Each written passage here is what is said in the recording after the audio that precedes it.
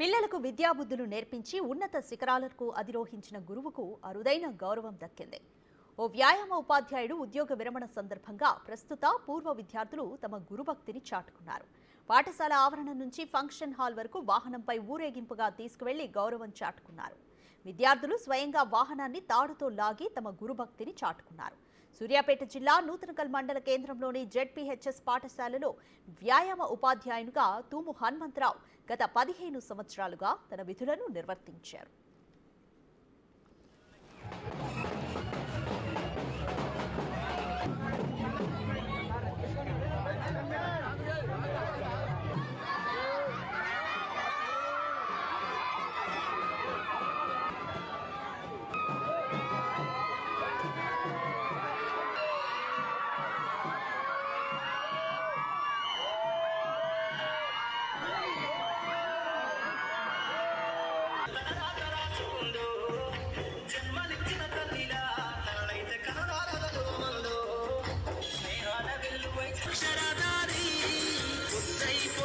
చదువుల జెండగా